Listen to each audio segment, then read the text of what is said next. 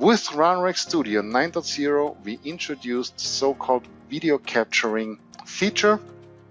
This feature is turned off per default, and you can turn it on in our test suite setting. So once you open up, I close the properties now.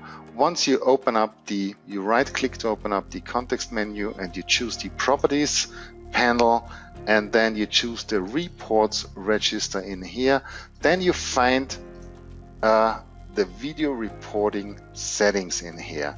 So the recording mode is off per default. The source searching is set to automatic, and we have a recommended bitrate and a recommended frame rate, which you should not change if you don't have a good reason for that. And then you can choose to record the failed test cases only or all the test cases. Yes, you might say now, how is Ranorex Studio guessing if a test case fails and if not? That's not true. We are recording all the test cases, but in case of failed test cases only, the successful test recordings will be trashed and deleted, and only the ones being kept which contain a failed test case.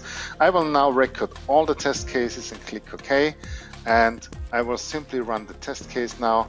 So what happens is that the test case starts as it is intended to do.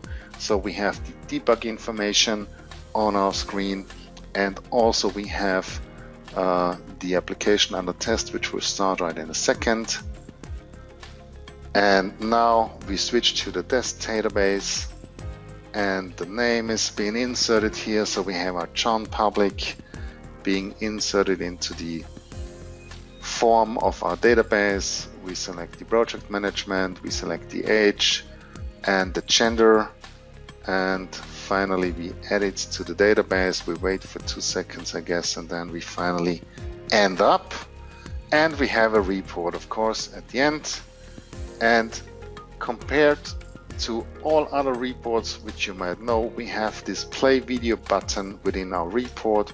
So I simply click on this button, and the video opens up and shows you the test run from the beginning to the end, or from the beginning to the failure where the test screwed up. So you can replay this test as many times as you want to, and it obviously gives you hints to the search of failures in case of a test case failed.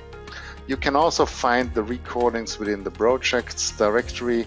So if we open up the project solution directory and go into the database project, we find the recordings in the output folder. So we have the bin debug folder, which is the output folder.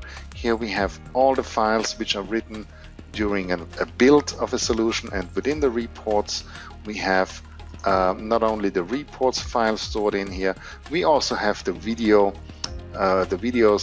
being stored in separate folders here. Once you step in, we have the videos in here, and you can start the videos of our recording.